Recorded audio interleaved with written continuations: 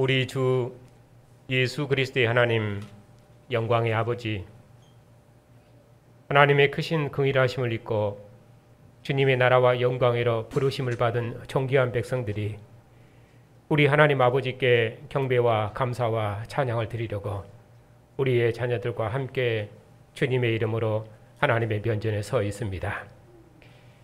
하나님 보좌 우편에 앉으신 주님의 얼굴에서 비추는 하나님의 영광을 대면하며 우리를 사랑하시는 하나님의 음성을 듣고 하나님의 영광을 기뻐하며 경배할 수 있도록 주님의 백성을 주님의 영광으로 부르셨으니 감사를 드립니다.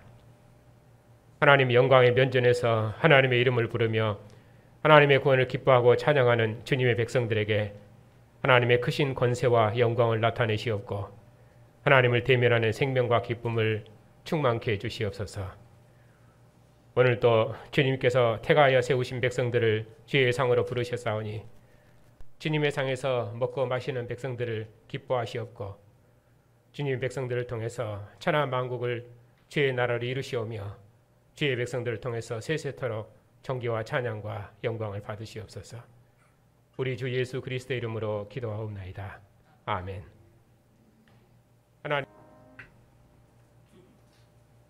하나님의 말씀은 마가복음 8장입니다.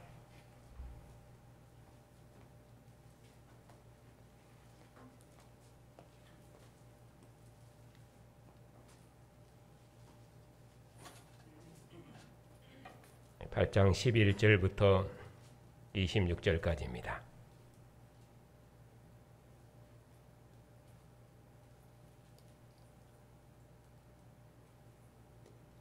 하나님의 말씀을 받들어 읽겠습니다. 바리새인들이 나와서 예수님을 힐날하며 그를 시험하여 하늘로부터 오는 표적을 구하거늘 예수께서 마음속으로 깊이 탄식하시며 이르시되 어찌하여 이 세대가 표적을 구하느냐. 내가 진실로 진실로 너희에게 이르노니 이 세대에 표적을 주지 아니하리라 하시고 그들을 떠나 다시 배에 올라 건너편으로 가시니라. 제자들이 떡 가져오기를 잊었음에 배에 떡 한 개밖에 그들에게 없더라. 예수께서 경고하여 이르시되 삼가 바리새인들의 누룩과 헤롯의 누룩을 주의하라 하시니 제자들이 서로 수군거리기를 이는 우리에게 떡이 없음이로다 하거늘 예수께서 아시고 이르시되 너희가 어찌 떡이 없음으로 수군거리느냐. 아직도 알지 못하며 깨닫지 못하느냐. 너희 마음이 둔하냐. 너희가 눈이 있어도 보지 못하며 귀가 있어도 듣지 못하느냐. 또 기억하지 못하느냐. 내가 떡 5개를 5,000명에게 떼어줄 때에 조각 몇 바구니를 거두었느냐. 이르되 12이니이다. 또 7개를 4,000명에게 떼어줄 때에 조각 몇 광주리를 거두었더냐. 이르되 7이니이다. 이르시되 아직도 깨닫지 못하느냐 하시니라. 베세다의 이름에 사람들이 맹인 한 사람을 데리고 예수께 나와 손 대시기를 간구하거늘 예수께서 맹인의 손을 잡으시고 마을 밖으로 데리고 나가사 눈에 침을 뱉으시며 그에게 안수하시고 무엇이 보이느냐 물으시니 쳐다보며 이르되 사람들이 보이나이다.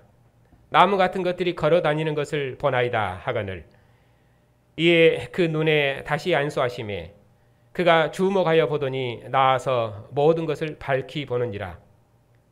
예수께서 그 사람을 집으로 보내시며 이르시되 마을에는 들어가지 말라 하시니라. 아멘.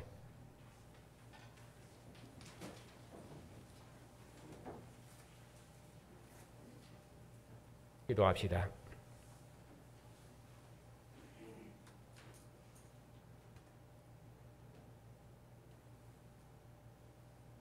죽음의 권세를 이기시고 죽은 자 가운데서 부활하셔서 모든 권세들의 주가 되시며 교회의 머리가 되신 주님, 천하 만국 중에서 부르신 백성들을 주님의 나라와 영광으로 부르시고 천하 만민을 주님의 나라 백성으로 구원하는 역사의 마지막에 참여할 수 있도록 주님의 백성들을 주의 영광으로 부르셨으니 감사를 드립니다. 오늘도 하나님께서 주의 백성들을 기뻐하셔서 주님의 영광의 면전으로 부르시고 주님의 언약의 말씀을 함께 읽고 듣고 아멘하는 생명과 영광과 기쁨을 주시오니 감사를 드립니다. 영광스러운 주님의 면전에 서서 주님의 음성을 듣는 교회를 영원토록 기뻐하시옵고 천하 만민이 주님의 통치를 받는 주님의 나라를 속히 이루시도록까지 오직 주님만 홀로 영광을 받으시옵소서. 예수님의 이름으로 감사하며 기도하옵나이다. 아멘.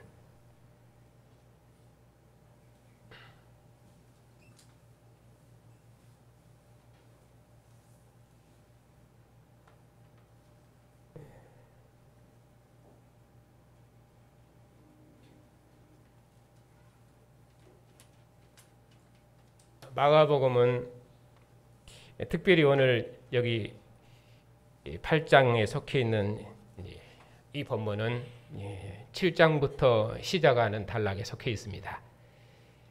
예수께서 이방 지역을 두루두루 순회하시면서 베푸신 긍휼의 사역에 포함된 문단입니다. 예수께서 갈릴리 온 동네를 두루두루 다니시면서 많은 귀신을 쫓아내시고 많은 병자들을 고치셨습니다. 사람들이 온 지방으로 달려 돌아다니면서 예수께서 계신다는 것이 그것이 어디든지 그것이 마을이든지 도시든지 지방이든지 사람들이 다 병자들 침상체로 데리고 와서 다 고침을 받았습니다. 그리고 이어서 선교의 범위를 이방 지역으로 이제 확대하는 내용이 7장부터 있습니다. 7장에 보면은 예루살렘에서 온 바리새인들, 바리새인과 서기관들이 예수님께 모여들었다가 예수님 제자들이 씻지 않은 손으로 떡을 먹는 것을 보고 예수님께 따져 물었습니다. 어찌하여 당신의 제자들은 장로들의 전통을 준행하지 않느냐? 한마디로 부정한 손으로 떡을 먹는다 그 말입니다. 예수께서 이제 그런 바리새인들을 대항하셔서 너희는 너희가 전한 전통으로 오히려 하나님의 말씀을 폐한다고 그들을 정죄하셨습니다. 모세 율법은 말하기를 내 부모를 공경하라 그랬는데 바리새인과 서기관들은 거르반 곧 이것은 하나님께 드림이 되었다 그렇게 하기만 하면은 그만이라 그러면서 오히려 내 부모를 공경하라는 모세의 율법은 저버렸습니다. 그래서 예수님께서 바리새인들에게 말씀하시기를 너희는 너희가 전한 전통으로 하나님의 말씀을 폐하는도다. 그런 의미로 너희는 악한 자가 아니냐 하면서 그들을 정죄하시고 떠나셨습니다. 그리고 예수께서 그들을 떠나서 이방 두로 지방으로 가셨습니다.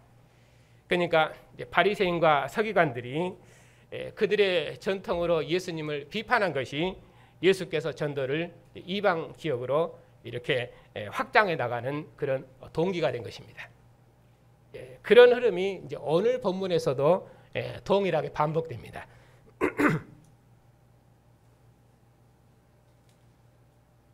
그래서 이제 7장부터 읽었던 것입니다. 자, 8장 11절에 보면은 예수께서 이방 순회 사역을 마치시고 이제 돌아오셨습니다.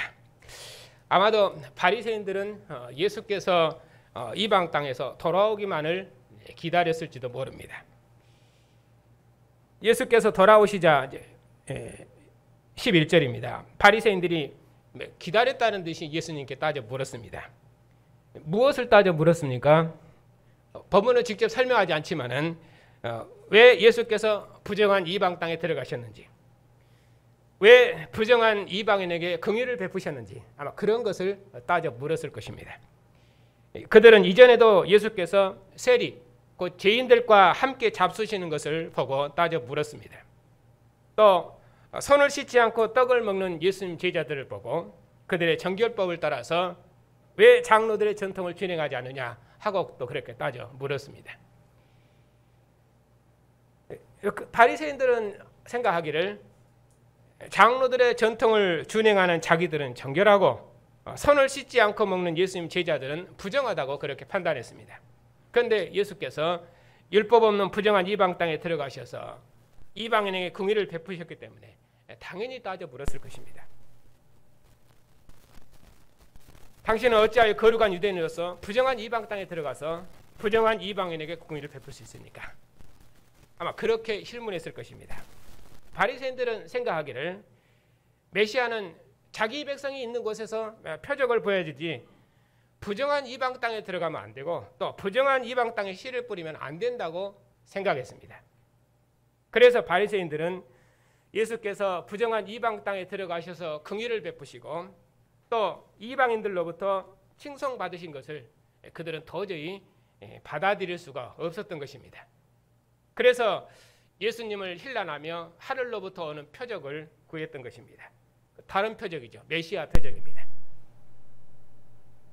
그래서 예수님께서 마음속으로 그들의 악함을 아시고 깊이 탄식하시면서 말씀하셨습니다. 어찌하여 이 세대가 표적을 구하느냐? 내가 진실로 너희에게 이르노니 이 세대에 표적을 주지 아니하리라. 그렇게 말씀하시고 그들을 떠나셨습니다. 더는 표적이 없다 그렇게 정죄하신 것입니다. 앞서서 장로들의 정결법을 지키지 않고 부정한 손으로 떡을 먹는다고 해서 바리새인들과 서기관들이 예수님을 그렇게 비판했는데 예수님께서 그런 바리새인들과 서기관들을 떠나셔서 이방 지방 두로로 가셨습니다. 그처럼 여기 이방 지역에 가셔서 긍휼을 베푸시고 돌아오신 예수님을 보고 실문하는 바리새인들을 떠나서 바다 건너편 벳세다로 가신 것입니다.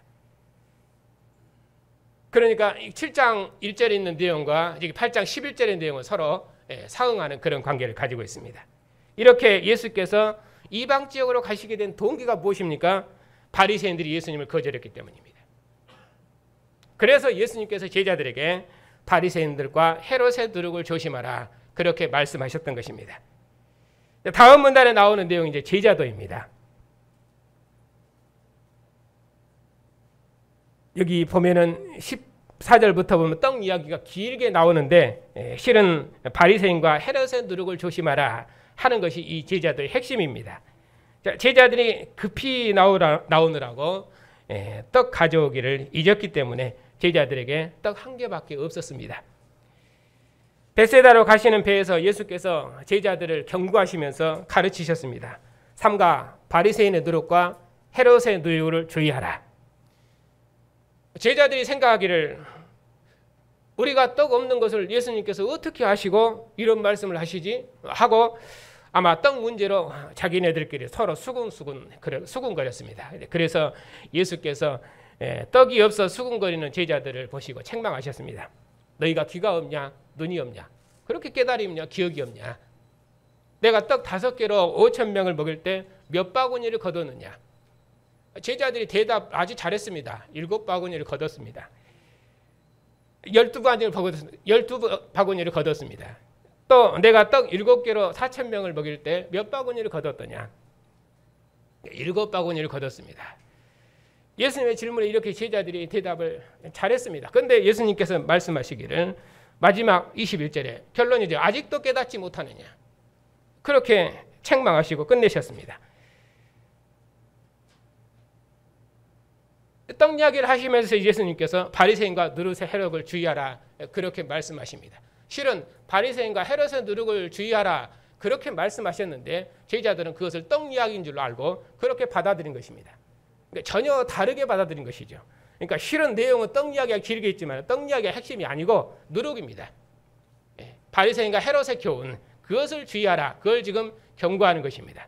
지금 오늘 보면 그것을 풀려고 하는 것입니다. 사건이 이어지기 때문에 22절 또 보겠습니다. 바리새인들을 떠나신 예수께서 이제 바다를 건너서 벳세다에 이르셨습니다. 예수께서 벳세다에 이르셨지만은 벳세다 사람들이 겨우 맹인 한 사람만 데리고 나왔습니다. 한마디로 말하면 벳세다는 전도 열기가 완전히 식은 것입니다. 왜냐하면 그 마지막 결론에서도 예수님께서 마을에는 들어가지 말라 하고 닫아버렸기 때문에 문맥 전체는 벳세다를 정죄하는 문맥입니다. 누가복음 10장에서도 이제 그것을 잘 설명하는데 예수께서 벳세다에서 행한 표적과 권능을 보고도 회개치 않은 벳세다를 크게 책망하시고 경고하신 내용이 있습니다. 10장 3절 14절에 보면 누가복음 10장입니다. 화 있을진저 고라시나, 화 있을진저 벳세다야. 내가 너희에게 행한 모든 권능을 두로와 시돈에서 행하였더라면 그들이 벌써 베옷을 입고 제에 앉아 회개하였으리라. 심판 때에 두로와 시돈이 너희보다 견디기 쉬우리라. 누가복음에서는 이렇게 예수님께서 벳세다에서 큰 권능을 행하신 것으로 되어 있는데 마가복음에서는 그렇게 말씀하지 않습니다. 마가복음 6장에 보면은 예수님께서 광야에서 5,000을 먹으시고 난 후에 곧바로 벳세다로 가셨습니다. 또 오늘 본문에서는 이방 순회 사역을 마치시고 돌아오신 예수께서 광야에서 4,000을 먹으시고 그리고 다시 찾으신 곳이 벳세다입니다. 그러니까 벳세다에서는 직접 표적을 행하신 것은 아니십니다. 그런데 예수께서 이방 지역에서 행하신 이 긍휼의 사역을 사람들이 널리 전파했기 때문에 벳세다도 분명히 이 일을 다 들었을 것입니다. 그러면 백성들이 얼마나 큰 열심으로 예수님을 영접해야 되겠습니까? 예수께서 이방 지역을 순회하시면서 헬라 여인의 귀신 들린 딸을 귀신의 권세에서 해방하시고 그리고 기먹고 말 더듬는 자를 고쳐주셨을 때 거울 모든 사람들이 나와서 예수께서 하신 일을 찬양하고 증거했던 것을 들었으니 벳세다 모든 사람들이 나와서 환호하고 모든 병든 자와 귀신 들린 자를 데리고 나와야 되는데도 그들은 겨우 한 명만 데리고 나왔습니다. 그래도 예수님께서는 낙심하지 않으시고 23절입니다. 자기에게 나온 맹인을 전심을 다해 고쳐주셨습니다. 어떻게 하셨습니까? 예수께서 맹인의 손을 잡고 마을 밖으로 나가셨습니다. 마을 밖으로 나가서 치료하신 것은 마을 사람들에게 한마디로 그의 증거를 감추신 것입니다. 왜냐하면 마을 밖으로 데리고 나가셔버렸기 때문에 예수께서 맹인의 눈에 침을 뱉으시며 그에게 안수하셔서 고치셨습니다. 예수께서 무엇이 보이느냐고 물으셨습니다. 맹인이 대답하시기를 사람들이 보이는데 나무 같은 것들이 걸어다니는 것이 보입니다. 이렇게 말했습니다. 아직 눈이 온전히 보이지 않은 것 같습니다. 그래서 예수께서 다시 안수하셨습니다. 그랬더니 그때 맹인이 눈을 떠서 이제 모든 것을 밝히 보게 됐습니다. 여기서 예수님께서 이제 두 번이나 안수하신 것은 왜 두 번 안수해서 고치셨는지 직접 본문은 말씀하고 있지 않지만은 제가 봤을 때는 이 벳세다의 전체적인 흐름으로 봤을 때 벳세다의 믿음 없음입니다. 그럼에도 불구하고 예수께서는 낙심하지 않으시고 열심을 다해서 그를 치료하신 것으로 그렇게 말씀하고 있습니다. 벳세다는 겨우 한 명만 데리고 나왔지만 그럼에도 예수께서는 낙심하지 않으시고 자기에게 나온 맹인을 긍휼히 여기시고 맹인의 손을 잡고 두 번이나 안수하셔서 모든 열심을 다해서 맹인을 고쳐주셨습니다. 예수께서는 이처럼 자기에게 나온 자는 단 한 사람이라도 떠나보내지 아니하시고 그를 구원하셔서 자기 백성 삼으셨습니다. 이렇게 예수께서 맹인을 어둠의 권세에서 해방하셔서 자기 군병 삼으시고 집으로 보내셨습니다.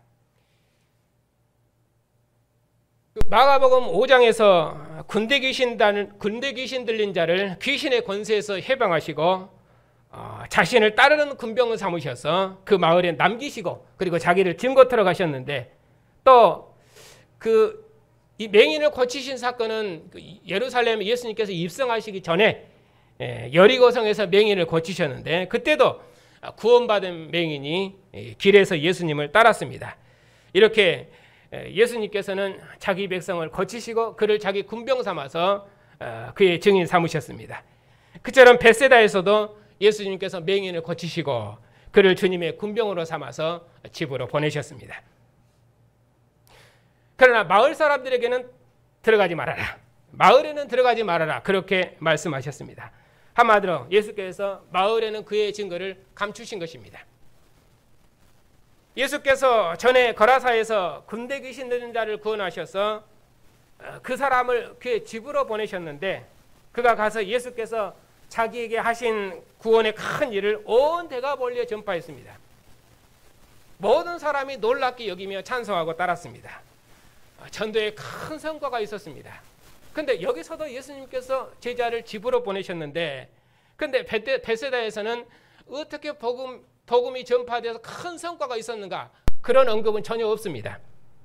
그리고 오히려 그 뒤에다가 설명을 붙이기를 마을에는 들어가지 말아라 하고 본문을 끝내고 있습니다.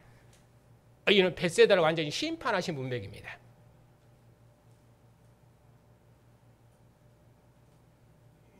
여기까지가 예수님께서 이방 전도 사역을 마치신 내용입니다. 이렇게 예수님의 이방 전도가 8장 11절부터 26절까지 이걸 이제 이 본문을 끝으로 이제 끝맺고 있는데, 여기 이 단락의 핵심은 이제 15절에 있는 것처럼 예수님께서 바리새인의 누룩과 헤롯의 누룩을 주의하라 하는 이 제자도입니다. 예수께서 이방 땅 두로에 가셔서 불쌍한 백성들에게 긍휼을 베푸시고 그리고 그들로부터 칭송을 받으시고 돌아오셨습니다. 그런 예수님을 보고 실문하는 바리새인들에게 예수께서는 더는 이 세대에 줄 표적이 없다, 그렇게 그들을 정죄하시고 그들을 떠나시면서 제자들을 말씀하셨습니다. 바리새인과 헤롯의 누룩을 조심하라. 그러면 바리새인과 헤롯의 누룩이 무엇입니까? 본문은 바리새인과 헤롯의 누룩이 이것이다 하고 그렇게 직접 언급하지 않습니다. 그렇기 때문에 무엇이 이 본문에서 말하는 바리새인과 서기관의 누룩인지 말하기 잘 모르지만, 그러나 예수님의 이방 전도의 전체 흐름, 이 문맥을 봤을 때, 왜냐하면 본문의 구조가 그 본문이 말하는 그 메시지, 그 의미를 전달하기 때문에 그렇습니다. 그래서 제가 설교 시작할 때에 바리새인과 서기관들이 그들의 전통으로 예수님을 판단한 내용부터 시작했던 것이 바로 그런 이유 때문입니다. 바리새인들은 그들의 정결법 규례로 손 씻지 않고 음식 먹는 예수님의 제자들을 부정하다고 정죄했습니다. 예수께서 이방 땅에서 행하신 긍휼의 사역을 그들의 전통인 율법을 따라서 판단하고 실문했습니다. 왜냐하면 율법을 따라서는 바리새인들은 언약 밖에 이방인들은 언약 밖에 있어서 부정하고 더러운 자들이며, 또 그들은 개와 같은 민족이어서 구약에서는 수에 칠 가치도 없기 때문입니다. 이처럼 율법이 통치하는 시대에는 유대인이 세상의 장자고 머리이기 때문에 하나님께서 유대인을 통해서 구원 역사를 진행하셨습니다. 그래서 예수께서도 헬라 여인에게 자녀로 먼저 배불리 먹게 할지니 자녀의 떡을 취해 개에게 던짐이 마땅치 않다, 그렇게 말씀하셨던 것입니다. 그래서 바리새인들은 그들의 메시아는 이방 땅에 가면은 안 된다고 그렇게 생각했습니다. 그들은 부정한 이방 땅에 복음의 씨앗을 뿌리면 안 된다 하는 것이 그들의 생각입니다.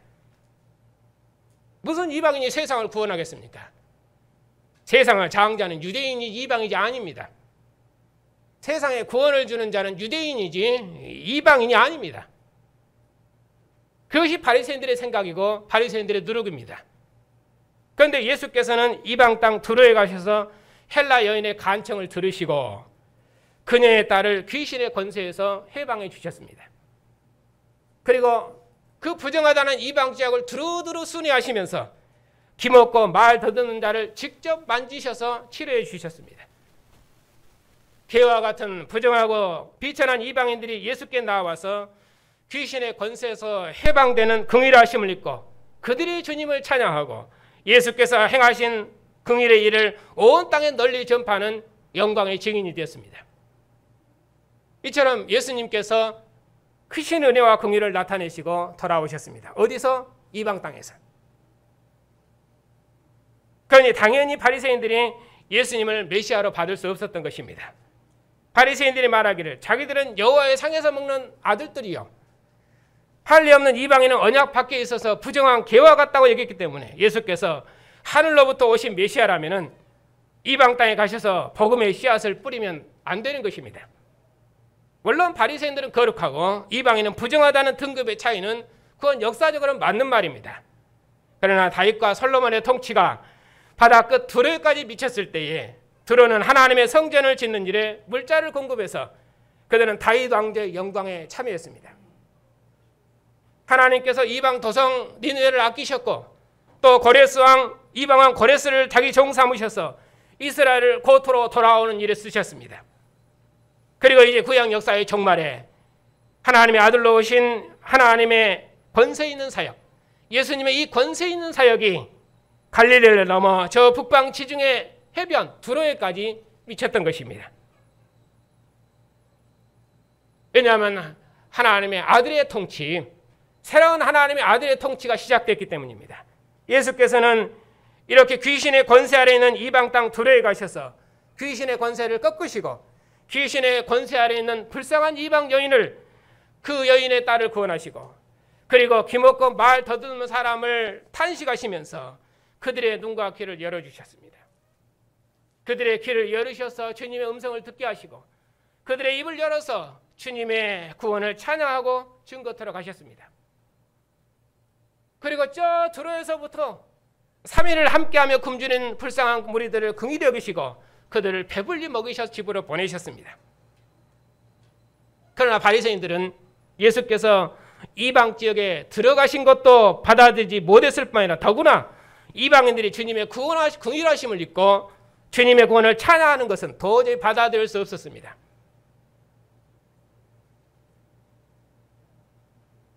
바리새인들은 우리만 거룩한 백성이며 우리만 택함받은 백성이기 때문에 우리가 세상을 구원할 것이라고 그렇게 생각했습니다. 이방인은 부정한 백성이어서 부정한 백성들에게 복음의 씨앗을 뿌리면 안 된다고 생각한 것입니다. 그것이 바리새인들의 누룩입니다. 결국 바리새인들은 주님의 나라에서 저주됐습니다. 그러나 부스러기를 먹었던 우리 이방인이 오히려 주님의 나라 백성이 되었습니다.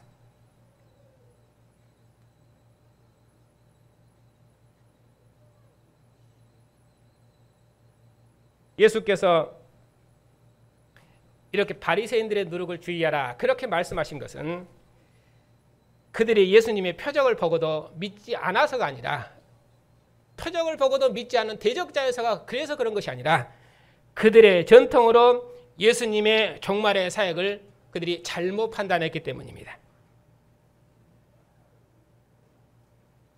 그런데 그러면 바리새인의 누룩을 조심하라 그렇게 하면 될 것인데 여기서 갑자기 예수님께서 헤롯의 누룩을 주의하라, 그래서 바리새인의 누룩과 헤롯의 누룩을 같이 넣어서 말씀하십니다. 물론 그들이 예수님을 죽인 대적자라는 의미로는 그들은 같은 누룩이지만 여기서 이 문맥에서는 바리새인들이 그들의 전통을 따라서 이방인들을 인정하지 않은 것처럼 헤롯도 다른 왕을 인정하지 않는다는 점에서는 그들은 같은 누룩입니다. 헤롯은 친로마파입니다. 이스라엘 중에 그래서 자기 외에는 절대로 왕이 있어서는 안 된다고 생각합니다. 왜냐하면 그는 로마의 권세 아래서 그의 통치권을 위임받아서 그가 이스라엘을 다스리는 왕이거든요. 그렇기 때문에 로마에는 그 어떤 왕도 있어서는 안 됩니다. 로마가 세상에 평화를 주기 때문에 로마의 그 어떤 평화의 복음도 전해서는 안 됩니다. 오직 자기만 이스라엘의 분봉왕이고 로마 황제만 온 세상의 왕이 되어야 됩니다. 그래야 자기 기득권을 유지할 수 있기 때문입니다. 헤롯은 그런 의미로 예수님의 대적자입니다. 이스라엘 바리새인들이 율법으로 그들의 기득권을 유지했던 것처럼 헤롯도 그런 의미로 그의 왕권을 강화해서 그 어떤 누구도 왕이 있어서는 안 되고 그 어떤 평화의 복음도 전해서는 안 됩니다. 그래야 그가 왕권을 유지할 수 있기 때문입니다. 헤롯은 그런 의미로 예수님의 대적자입니다. 그런 의미에서 바리새인들은 어떤 사람들입니까? 한마디로 여기 민족주의자죠. 애국주의자입니다. 그런데 헤롯은 완전히 친로마파입니다. 그런 의미로는 그들은 완전히 다른 원수입니다. 그런데도 그들이 예수님을 죽이는 데는 하나가 됐습니다. 왜냐하면 유대인 외에는 다 부정한 자이고 또 헤롯이 말하기를 나 외에는 다른 어떤 왕선은 있어서는 안 되고 우리만 역사의 주인이다. 우리만 세상에 생명을 준다. 그런 의미에서 그들은 공통된 의식을 가지고 있었기 때문에 예수께서 그들을 같은 누룩으로 보신 것입니다. 그러나 그런 의식을 가진 자들이 결국 주님의 나라에서 정죄되었고 그들이 정죄한 부정하고 힘없는 이방인을 통해서 복음이 어떻게 땅끝까지 확장되어 가는가 하는 것이 전체적인 흐름입니다. 하나님 나라의 자녀들이라고 하는 바리새인들은 열매가 없었고 그들이 기회라고 했던 이방인들에게는 큰 열매가 있었습니다. 오히려 복음은 이방인들의 증언을 통해서 온 땅에 전파되었고 예수께서는 이방인들의 찬양을 통해서 영광을 받으셨습니다.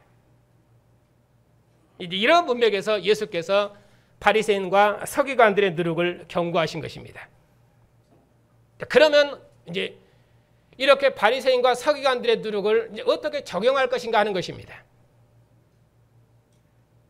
이스라엘의 여호와의 성소에서 먹고 마실 때 우리 이방인은 이스라엘 진 밖에 있는 정도가 아니라 아예 우상의 권세 아래서 먹고 살았습니다. 그런 이방인이 하나님의 구원 역사를 맡게 될 줄 어느 누가 알았겠습니까? 그런데 하나님께서 그런 우리 이방인을 긍휼히 여기셔서 우리를 주님의 나라 백성으로 구원하시고 이제는 우리도 주님의 상에서 먹게 하시고 주의 이름을 찬송케 하셨습니다. 주님께서 베드로에게 내가 깨끗하다는데 너는 왜 부정하다 하느냐 하시면서 부정한 이방인 고넬료를 받으라 하신 것처럼 하나님께서 우리 이방인을 기뻐 받으셨습니다. 우리가 전에는 하나님의 백성이 아니었는데 이제는 너는 내 백성이라 말씀하시며 우리를 주님의 나라 백성 삼으셨습니다. 우리가 전에는 하나님의 사랑하심을 입은 자가 아니었는데 이제는 너는 내 사랑하는 자라 말씀하시며 우리를 주님의 나라와 영광으로 부르셨습니다. 이처럼 이방인이었던 우리가 하나님의 무궁한 긍휼하심과 사랑하심을 입었습니다. 이보다 더 큰 역사의 비밀은 없습니다. 하나님 나라는 사람이 땅에 씨를 뿌린과 같다겠습니다. 밤낮 자고 깨고 하는 중에 씨가 스스로 나서 자랄 것입니다. 겨자씨 하늘과 같아서 모든 씨보다 작아서 이것이 과연 자랄까 그렇게 생각하지만은 공중에 새들이 깃들 만큼 큰 나무로 자랄 것입니다. 하나님께서 친히 자라게 하시기 때문입니다. 그리고 반드시 자라서 30배, 60배, 100배의 결실을 맺을 것입니다. 천하 만민의 주의 전으로 들어올 것입니다. 이런 역사적 소망이 우리의 믿음을 날마다 새롭게 하십니다. 이것이 하나님 나라 비밀입니다. 그러니 우리에게 주어진 직무를 따라서 우리가 전심을 다해 복음을 전파해야 됩니다. 열매가 어디서 맺을지 모르지만은 뿌려진 씨 안에서 반드시 열매 맺을 것입니다. 제가 그렇게 생각했습니다. 올해 하단에 제가 철량 심고 1년 내내 물 줬습니다. 근데 철량이 죽어버렸습니다. 근데 이 뒷동산에 있는 상사와는 제가 물 한 번도 안 줬는데 잘도 퍼졌습니다. 우리들은 생각을 교회 청년들이 많으면 미래가 있다고 생각합니다. 또 수가 많으면 교회가 힘이 있다고 생각합니다. 그러면 노인들만 계시는 한평교회는 미래가 없습니까? 그것이 바리새인의 누룩입니다. 우리가 구속사를 배운 지 얼마나 오래됐습니까? 하나님께서 우리에게 얼마나 크신 은혜를 베푸셨습니까? 우리가 받은 은혜를 말로 다 할 수가 없습니다. 우리의 신앙 연륜이 오래될수록 우리의 믿음도 성장해야 되고 또 직분을 맡았으면 직분에 맞게 우리 믿음도 성장해야 되는데 우리가 은혜를 많이 입었다 해서 반드시 성장하는 것은 아닌 것 같습니다. 왜냐하면 제 자신을 봐도 그렇습니다. 그런데 선교지에서는 올해 얼마나 많은 복음의 진보를 이루고 있는지 모릅니다. 이제 배우기 시작했는데 참으로 복음의 진보가 열매가 많습니다.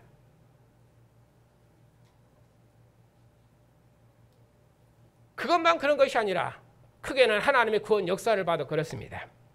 하나님의 모든 영광을 입었던 이스라엘은 넘어지고 오히려 그들이 비천하고 했던 그 이방인이 만국을 구원하는 하나님의 마지막 구원 역사를 맡았으니 말입니다. 역사에 어느 누가 이런 생각이나 했겠습니까? 우리 이방인은 감히 꿈도 꾸지 못했던 일입니다. 하나님께서 그런 우리 이방인에게 이처럼 천하 만민을 구원하시는 역사의 마지막을 맡기셨습니다. 그러니 우리가 이처럼 큰 복을 받은 것은 우리가 은혜를 받을 만한 사람이어서 그런 자격에서 받은 것은 아닙니다. 오직 하나님의 은혜입니다. 우리가 구속사를 나는 큰 은혜를 입었습니다. 우리가 말로 다 할 수 없는 큰 은혜를 입었지만은 이것이 우리의 힘이 아니라 하나님의 은혜로 된 것입니다. 그렇기 때문에 다른 사람들도 주님의 은혜로 이 복음을 알고 은혜를 누릴 수 있도록 낙심하지 말고 더욱 힘있게 복음을 전파해야 됩니다. 하나님의 은사와 부르심에는 후회하심이 없다고 말씀하셨습니다. 하나님께서 모든 사람을 순종치 아니하는 가운데 가두어 두심은 모든 사람에게 긍휼을 베풀려 하심이라고 말씀하셨습니다. 그러므로 혹 열매가 없다고 할지라도 이 사람은 이래서 안 되고 저 사람은 저래서 안 되고 우리는 그렇게 선입관을 가져서는 안 됩니다. 그것이 바리새인의 노력입니다. 우리는 오직 오래 참고 씨를 뿌릴 뿐입니다. 그러니 가라지 같다고 해서 뽑아버려서도 안 됩니다. 그 일은 마지막 때 천사들이 와서 할 것입니다. 오직 인내하며 또 씨를 뿌리고 뿔을 줄 뿐입니다. 그러면 하나님께서 자라게 하실 것입니다. 어느 시에서 자랄지 모르기 때문에 그러니까 전심을 다해서 복음을 전파해야 됩니다. 주님께서 제자들이 물었습니다. 주님께서 제자들에게 말씀하셨습니다. 누가 내 어머니며 내 동생들입니까? 하나님의 뜻대로 행하는 자가 내 어머니며 동생들이니라. 그러니 하나님의 뜻을 믿고 어디서 열매 맺을지 모르니 우리가 전심을 다해서 복음의 씨를 뿌려야 됩니다. 사람의 가르침이 자라게 하는 것이 아니라 하나님께서 자라게 하는 것이기 때문입니다. 그러므로 오직 말씀의 생명력을 믿고 전심을 다해 복음을 전파해야 됩니다. 오래 듣고 많이 배웠으면 당연히 성장해야 되는데 꼭 그런 것만은 아닌 것 같습니다.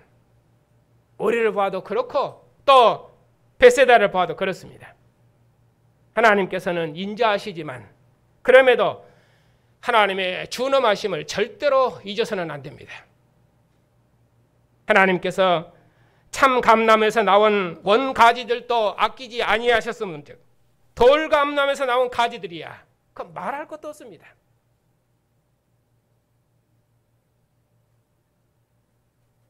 그런다고 두려워할 것입니까? 그렇지 않습니다. 왜냐하면 하나님께서 교회를 버리시겠습니까? 결코 그러실 수 없습니다. 하나님께서 이스라엘 중에 바알에게 무릎 꿇지 않은 자 7천을 남기신 것처럼 이제 역사의 마지막에 주님의 은혜로 택하신 백성 곧 교회를 남기셨습니다.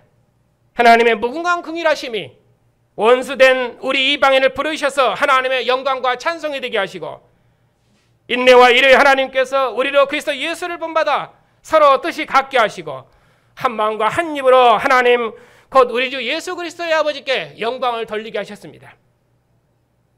그러므로 우리도 서로를 받을 뿐 아니라 친히 만민을 받아서 함께 주님의 상에서 하나님께서 아들 안에서 이루신 구원을 노래하고 찬양하는 영광의 나라를 힘있게 이루어 가십시다. 우리를 반대하지 않는 자는 우리를 위하는 자라고 하셨습니다. 주님께서 머물셔서 우리를 한 상에서 먹게 하셨으니 절대로 서로 나누지 말고 하나를 이뤄서 주님의 영광의 찬송이 되어 주님의 나라를 힘있게 봉사하십시다.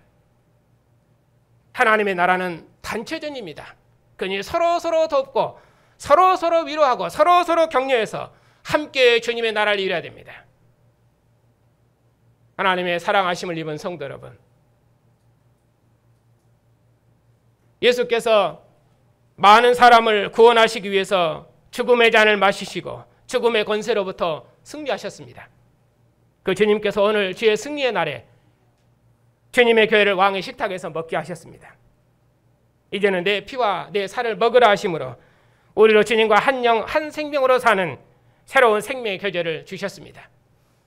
그리고 오늘 이 생명의 상에서 주님께서 교회를 권면하십니다. 내 피와 내 살을 먹으라. 내 상에서 나와 함께 기뻐하자고. 너는 나와 하나라고. 너는 내 기쁨이며 내 영광이며 내 소망이라고. 내가 너에게 내 모든 권세와 영광을 주어서 내가 너를 통해서 내 마지막 역사를 경영하기를 원한다고. 이런 주님의 무궁한 사랑의 음성이 오늘 주님의 상에서 먹는 우리의 믿음을 날마다 새롭게 하고 우리의 전투를 더욱 새롭게 하십니다. 우리가 전한 이 영광의 복음이 우리를 능히 경고케 하실 뿐만 아니라 우리가 증언하는 이 복음이 우리에게서뿐만 아니라 저 멀리 선교지에서 더 많은 열매를 맺을 것입니다. 그리하여 결국 천하 만민이 믿어 순종하는 주의 나라를 만국 중에 이루실 것입니다.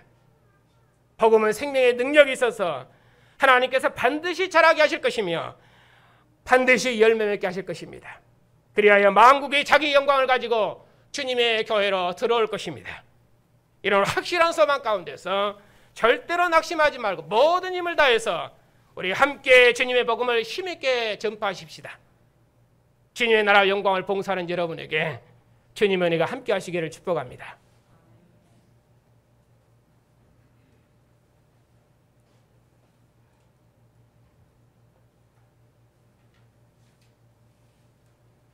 우리처럼 어둠의 권세 아래 있는 백성이 없사옵고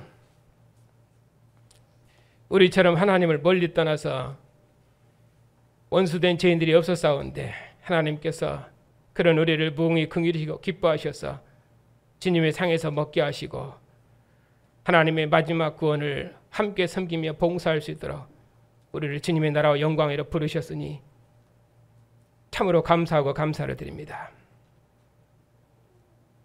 우리가 무엇이기에 주님께서 우리 안에 거하시며 나는 너에게 속했고 너는 내게 속했다고 말씀하시며 내 상에서 먹으라 말씀하시며 주님과 한 영 한 몸으로 살게 하시는지 그 은혜를 생각할 때마다 참으로 감사하고 감사를 드립니다. 우리 많은 죄에도 불구하고 우리 머리 대신 주님께 속한 한 몸의 공동체로 교회를 지으셨사오니 오직 머물신 주님의 사랑으로 교회가 한 몸을 이루며 주님 다시 오시도록까지 주의 구원을 노래하고 찬양하는 승리의 백성들이 다 되게 해주시옵고 주의 백성들을 통해서 주의 나라를 만국 중에 이루시옵소서. 우리 주 예수 그리스도의 이름으로 기도하옵나이다. 아멘. 죽은 자 가운데서 부활하셔서 생명의 주가 되시는데도 아직도 세상은 공중의 권세 잡은 자를 속해서 우리 주님께 복종하지 않습니다. 이런 악한 세대에서 주님의 교회를 두셨사오니 주님의 교회의 증언을 통해서 아직도 이 세상 임금의 권세 아래 붙잡혀서 어둠의 종으로 살고 있는 주의 백성들을 주님의 나라 백성으로 구원하시옵고 주님의 긍휼의 상으로 불러 모으시옵고 저들의 입술의 증거를 통해서 주님의 긍휼하심을 세세토록 노래하고 찬양하는 영광스러운 백성들로 구원해 주시옵소서. 우리의 아버지가 되신 하나님, 언약의 자손들을 기억하여 주시옵소서. 저들이 언약의 부모에게 속한 자로 하나님을 예배하며 하늘의 왕이신 주님의 보좌 앞에서 주님과 함께 먹고 마시는 영광을 얻었사오니 저들이 죽음의 권세로부터 승리하셔서 모든 권세들의 주가 되신 예수께서 교회의 왕이시며 장차 만국을 심판하실 만왕의 왕이심을 확실히 붙들어서 이 세상 임금의 권세로부터 자유하고 주님의 통치를 받는 백성으로 자라게 하시고 주님의 권세 있는 군사로 훈련되어 주님의 나라를 위해 쓰임받는 영광스러운 백성들로 지어주시옵소서. 긍휼에 풍성하신 아버지, 여러 모양으로 권한받는 성도들을 기억하여 주시옵소서. 세상이 아직 썩어짐의 질서 가운데 있다 할지라도 우리들은 죽음을 이긴 생명의 영으로 주님과 함께 주의 길을 걷고 있사오니 우리는 낙심하지 아니하고 우리가 약함 중에 있을지라도 오히려 주님의 강하심을 찬양하는 믿음의 승리자들이 다 되게 해주시옵소서. 죽음의 권세를 이기신 주님께서 우리 안에서 증거하시오며 우리 안에 거하시는 생명의 영의 인도를 따라 우리의 죽을 몸도 주님의 영광에 이를 줄 믿사오니 세상의 그 어떤 것도 우리의 믿음을 더럽게 하지 못할 줄 믿고 주님의 거룩한 몸으로 오직 하나님께 감사함으로 세상 모든 어둠을 이기게 하옵시고 죽음을 이기신 주님의 권세 있는 군병으로 영원한 생명의 왕국을 바라보고 주의 승리의 전투에 참여하는 권세 있는 백성들이 다 되게 해주시옵소서. 이 세상 권세자들이 저들에게 통치권을 주신 하늘의 주를 들어야 하게 하시며 자기 권력을 추구하는 왕들이 아니라 오직 공의로운 도로 나라와 백성을 통치하는 왕들이 되게 하시고 하늘의 왕이신 주님께서 주님의 이름과 영광을 교회에 두신 줄 알고 교회의 권면을 두려워하는 왕들이 되게 하시고 주님의 우주적인 통치권에 복종하는 주님의 종들이 다 되게 해주시옵소서. 세상에 많은 나라들이 있사옵고 많은 왕들이 있지만은 교회가 경배하는 예수님 외에는 하늘의 우주적인 왕이 없사옵고 자신의 머물신 주님 외에는 모든 나라들을 하나 되게 하는 왕이 없사오니 오직 부활하신 주님만을 증언하는 충성스러운 교회를 통해서 세상 나라를 우리 주와 그 그리스도의 나라로 구원하시옵소서. 영원한 진리이신 주님, 저희 교단과 신학교에 교회에서 여는 복음의 빛을 밝히 열어가셨사오니 이 진리로 교회와 세상을 구원하는 복된 교단과 신학교가 되게 하시고, 하나님의 우편에 앉으신 주님께서 왕권을 다시 가지고 오시도록까지 주님의 백성들과 교회를 그 어떤 어둠의 권세도 희하지 못하도록 주님의 권세로 붙드시옵고, 그리스도 예수의 평강으로 함께해 주시옵고, 의의 군병들을 통해서 어둠의 권세하는 백성들을 다 구원하시옵소서. 한 주간도 생명의 주님께서 주의 백성들을 무궁한 긍휼로 보살펴 주시옵고, 그 어떤 대적도 교회를 해하지 못하도록 주님의 능력과 권세로 다스려 주시옵소서. 우리 주 예수 그리스도의 이름으로 기도하옵나이다. 아멘. 죽음의 권세 아래 있는 백성들을 해방하신 하나님의 아들 우리 주 예수 그리스도의 은혜와 때가 참에 그의 사랑하시고 기뻐하신 아들을 그리스도로 보내시고 선포하신 하나님의 사랑과 교회의 증언의 모든 권세로 함께 하시는 주의 성령의 역사하심이 주님의 구원을 찬양하는 주님의 백성들 위에 이제부터 영원까지 함께 하시기를 축원하옵나이다. 아멘.